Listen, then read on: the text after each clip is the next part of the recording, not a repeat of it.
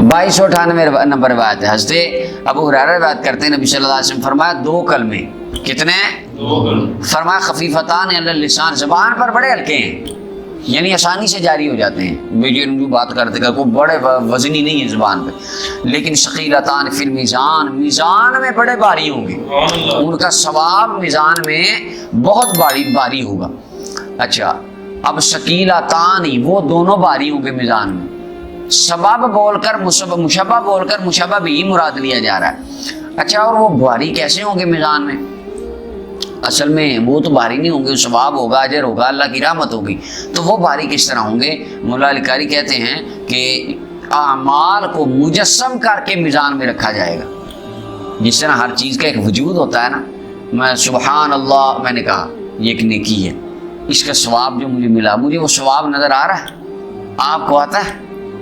وہ نامہ مال میں لکھا جاتا ہے، کبھی بوجھ محسوس ہوا ہے کہ ادھر لکھا جا رہا ہے؟ ایسا تو نہیں ہے، یہ تو ساری غیب کی چیزیں، تو یعنی ہم یہ حصی نہیں ہے ہمارے لیے، لیکن قیامت کے دن اللہ تعالیٰ اس ثواب کو کوئی شکل دے کر مجسم فرمائے گا، ان کو کوئی نہ کوئی شکل دے دے، کیونکہ اللہ تو ہر شے پہ قادر ہے، وہ جیسے چاہے فرمائے۔ آتا نہیں ہے رمضان کے قرآن میدان معاشر میں رمضان آئے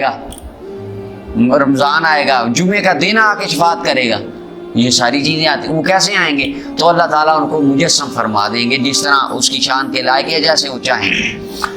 اور بعد نے کہا کہ جو اعمال کے صحیفے ہیں، اعمال کے رجسٹر ہیں، ان کے اندر وزن پیدا ہو جائے گا۔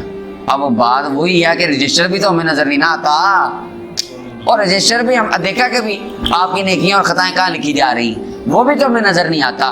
تو جو بھی یہ غیب سے اس کا تعلق ہے، اللہ تعالیٰ ان کو اب رجسٹر کو وزنی فرما دے یا اعمال کو مجسم کر کے رکھ دے جیسا اس کی شان کے لائق۔ فرمایا تو ہیں 2 ہی، زبان پر ہلکے، میزان میں بھاری، حبیبتان الرحمن، رحمان مہربانی والے رب کو بڑے اچھے لگتے ہیں، محبوب کلمے ہیں، وہ کیا؟ سبحان اللہ و بحمدہ سبحان اللہ العظیم، یہ کلمات ہیں۔